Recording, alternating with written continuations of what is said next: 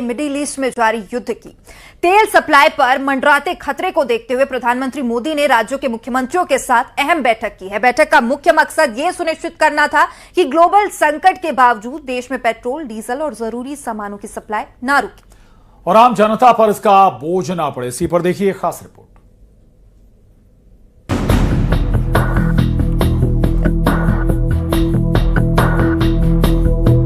पश्चिम Asia में युद्ध की टेंशन के बीच प्रधानमंत्री नरेंद्र मोदी एक्शन मोड में हैं। इसी कड़ी में आज पीएम मोदी ने राज्यों के मुख्यमंत्रियों के साथ बैठक की। वीडियो कॉन्फ्रेंसिंग के जरिए हुई इस बैठक में चुनाव वाले राज्यों को छोड़कर सभी राज्यों के मुख्यमंत्री शामिल हुए।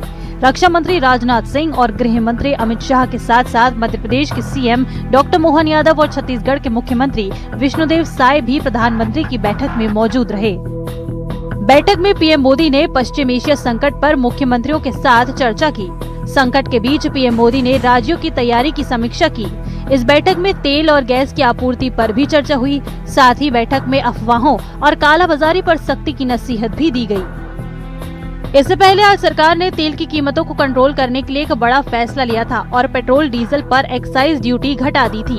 छत्तीसगढ़ के मुख्यमंत्री ने जहां ट्वीट के जरिए सरकार के इस फैसले की तारीफ की, वहीं मध्य प्रदेश के सीएम डॉक्टर मोहन यादव ने भी फैसले का स्वागत किया और पीएम के निर्णय को दूरदर्शी बताते हुए कहा कि इससे जनता को फायदा होगा।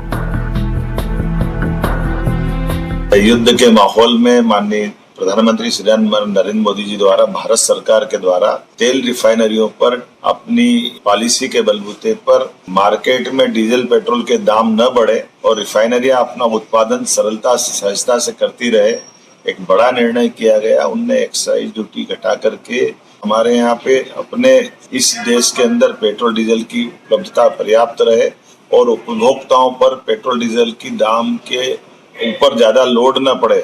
ऐसे माहौल में जब वैश्विक स्तर पर डीजल पेट्रोल के दाम बढ़ रहे हैं, ऐसे में भारत के उपभोक्ताओं का ये हित संरक्षण करने के लिए तेल कंपनियों को व्यापार व्यवसाय की भी उपलब्धता रहे और हमारा मार्केट भी डीजल पेट्रोल की कीमत में कोई वृद्धि नहीं हो, ये बड़ा निर्णय है। पश्चिम एशिया में हालात पर सरकार की पूरी नजर है। समंदर में जंग का एपिसेंटर बने स्ट्रेट ऑफ हॉर्मुज से भारतीय जहाज सुरक्षित निकल सकें, इसलिए हर स्तर पर काम और बातचीत जारी है।